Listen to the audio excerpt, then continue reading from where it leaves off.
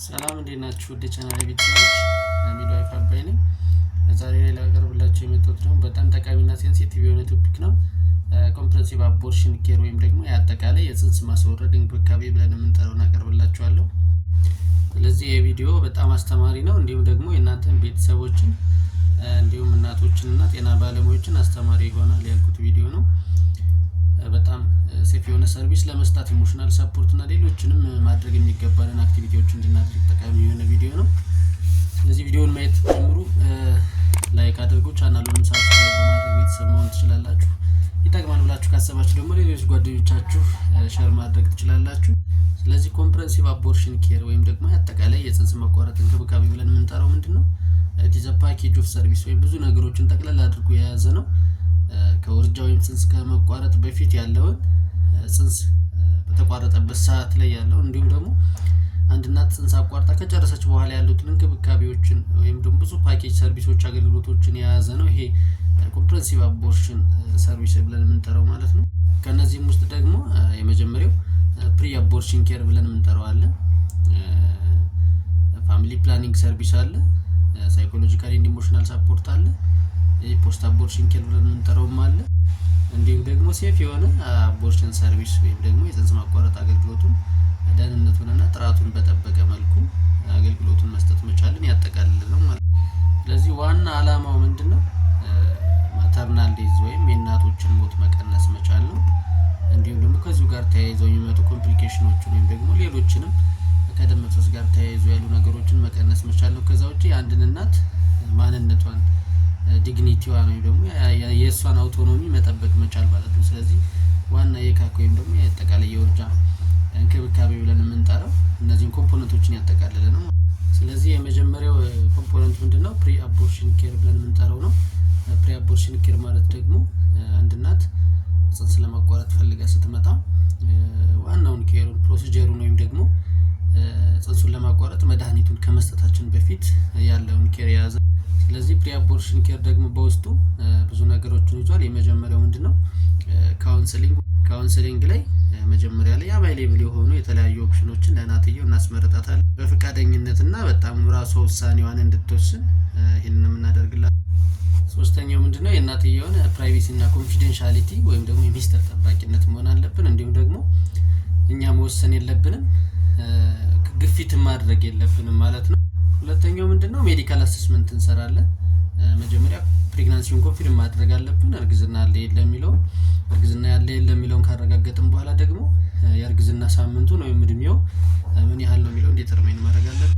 ሌላኛው ምንድነው? ቫይታል ሳይኗን ቼክ እናደርጋለን። ብለድ ፕሬሸር፣ ፐልስ ሬት እያንዳንዶቹን ቫይታል ሳይን ቼክ እናደርጋለን። እንዲሁም ደግሞ የተለያየ ኢንፌክሽን ካለ እንዲሁም ሜዲካል ኮንዲሽኖች ካሉ እነዚህን በሙሉ ሜዲካል አሰስመንት ላይ ሩል አውት እናደርጋለን ማለት ነው። የመጨረሻው ምንድነው? ኤሊጂቢሊቲ አሰስመንት ብለን የምንጠራው ነው።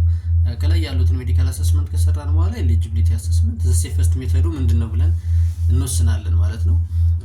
ሜዲኬሽን መውሰድ ትችላለች ወይ ሜዲካል አቦርሽን ብለን የምንጠራው ነው ወይስ ኤምቪኤ ደግሞ በማኑዋል ቫኪዩም አስፓይሬሽን ሰርተን ማውጣት እንችላለን ወይም ደግሞ ፈርዘር ሪፈራል ከኛ ስኮፕ በላይ እንደምንሰራበት የተገደበ ከሆነ ፈርዘር ሪፈራል ካስፈለገ ሪፈር ማድረግ አለብን ማለት ነው። ሁለተኛው ሴፍ አቦርሽን ሜተድስ ብለን የምንጠራቸው ምን ናቸው የሚለው የመጀመሪያው ምንድነው? ሜዲካል አቦርሽን ብለን የምንጠራው ዊዝ ሜዲኬሽን ነው።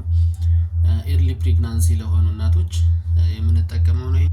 የምንጠቀመው በጣም አፕሩቭድ የሆኑ ሜዲኬሽኖች ነው። በጣም ሴፍ እና ኢፌክቲቭ የሆነ ወይ ነው በደንብ ኮሬክትሊ ከተጠቀምነው ማለት ነው። እንዲሁም ደግሞ ያው ይሄን በምናደርግበት ሰዓት ክትትል ያስፈልጋል ማለት ነው። ደም መፍሰስ ሊኖር ይችላል፣ ሆድ ህመም ሊኖር ይችላል። ስለዚህ ይሄንንም ጨምሮ ፎሎ አፕ የሆነ ቪዚት ወይም ክትትል ያስፈልጋል ማለት ነው መድኃኒቱ ከተወሰደ በኋላ። ሁለተኛው ማኑዋል ቫኪዩም አስፓይሬሽን ብለን የምንጠራው በሰለጠነ ባለሙያ ነው የሚሰራው። እንዲህም ኢፌክቲቭ እና ሴፍ ነው ማለት ነው። ስለዚህ አንሴፍ የሆነ አቦርሽን ሜተድ ወይም ጽንስ የማቋረጥ ሁኔታ የምንጠቀም ከሆነ በጣም ከባድ ነው፣ ኢንፌክሽን ያጋልጠናል። ሌሎች ኮምፕሊኬሽኖችንም የጎንዮሽ ጉዳቶችንም ጨምሮ እስከ ሞት ድረስ ሊያደርሰን ይችላል ማለት ነው። ሶስተኛው ምንድነው? ፖስት አቦርሽን ኬር እያለ የምንጠራው ነው። ፖስት አቦርሽን ኬር ማለት ደግሞ ያው ደም ከፈሰሳት ወይም ጽንስ ለማቋረጥ ከወሰነች በኋላ መድኃኒቱንም ከወሰደች በኋላ ያለውን የደም መፍሰሱንም የሚፈጠረውን ኮምፕሊኬሽን ኢንፌክሽን እንዲሁም ደግሞ ተቆራርጦ የሚቀር ፓርት ካለ የጽንሱ ፓርት ያንን እያንዳንዱን ነገር ማኔጅ ማድረግን ይመለከታል ማለት ነው። ስለዚህ ፔን ማኔጅመንት ያስፈልጋል፣ አንቲ ፔን መስጠት ያስፈልጋል፣ ኢሞሽናል ሰፖርት መስጠት ያስፈልጋል። አብዛኞቹ እናቶች የፍራቻ ስሜት ያለመደሰት የማዘን ስሜት ስለሚሰማ በደንብ ኢሞሽናሊ ሰፖርት ማድረግ የሚያስፈልግ መጨረሻ ላይ ያው በደንብ ፎሎ አፕ የሆነ ኬር ያስፈልጋል። ሙሉ በሙሉ ኮምፕሊት ሆኖ ጽድት ብሎ እስኪወጣ ድረስ ኮምፕሊት የሆነ ፎሎ አፕ ኬር ያስፈልጋል ማለት ነው። እንዲሁም ደግሞ ድንገተኛ ምልክት ብለን የምንጠራቸውን አድቫይዝ ማድረግ ያስፈልጋል ማለት ነው። ስለዚህ እነዛ ድንገተኛ ምልክቶች በሚታዩበት ሰዓት ቶሎ ብሎ ወደ ጤና ተቋም ለመምጣት። ስለዚህ እነዚህ ድንገተኛ ምልክቶች ምንድናቸው ብለን ካሰብን በጣም ከባድ የሆነ ደም መፍሰስ ቢያንስ 2 ፓድ የሚያስቀይር ከሆነ በአንድ ሰዓት፣ ከባድ የሆነ የሆድ ህመም ካለ፣ በጣም ከባድ የሆነ ትኩሳት ካለ፣ በጣም መጥፎ ጠረን ያለው ፈሳሽ በማህፀን ካለ፣ እንዲሁም ደግሞ ድካም የሚል ስሜት ካለ እነዚህ አፋጣኝ የሆነ ድንገተኛ ምልክቶች ስለሆኑ ወደ ጤና ተቋም መሄድ ያስፈልጋል ማለት ነው።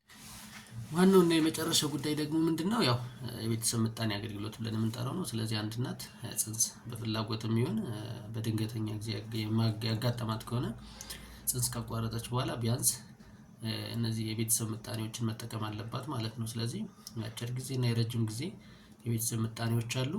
እነዛን መርጣ መጠቀም ይኖርባታል ማለት ነው፣ በባለሙያ ምክር መሰረት ማለት ነው። የሚሆነው ምንድነው? ጽንስ ከተቋረጠ በኋላ ወዲያውኑ ስለሚጀምረው ኦቪሌሽን ብለን የምንጠራው፣ ስለዚህ እርግዝና ወዲያውኑ ሊፈጠር ይችላል። ስለዚህ ጽንስ ከተቋረጠ በኋላ ደግሞ ማህፀን ትንሽ የተወሰነ ወራት እረፍት ማድረግ ስላለበት የግዴታ የቤተሰብ ምጣኔ መጠቀም ይኖርብሻል ማለት ነው። ስለዚህ እንደ አጠቃላይ የጽንስ ማቋረጥ እንክብካቤ ብለን የምንጠራው ያው ወይም እነዚህ ውርጃ አይነቶች እናቶች በአንድም በሌላ መንገድ ደም መፍሰስ ጀምሯቸው ወይም ደግሞ ኢንኮምፕሊት አቦርሽን ብለን የሚመጣ ሊኖር ይችላል። አንዳንዴ ደግሞ ሴፍ አቦርሽን ያልተፈለገ እርግዝና በሚኖርበት ሰዓት እነዚህን ነገሮችን ደግሞ ጽንሱን ለማቋረጥ ፈልገው ይመጡ ሊኖሩ ይችላሉ። ሙሉ በሙሉ ጽንሱን ወጥቶ ልትመጣ ትችላለች እና ሌሎችም ብዙ የተለያዩ አይነት የውርጃ አይነቶች አሉ። እንዲሁም ደግሞ አንድ እናት ጽንስ ለማቋረጥ ወይም ደግሞ ጽንሱን እንድታቋርጡ የሚፈቅዱላት ህጎች ምንድናቸው እና ሌሎችንም ደግሞ መረጃዎችን በቀጣይ ቪዲዮ ይዤላችሁ የመጣ ይሆናል።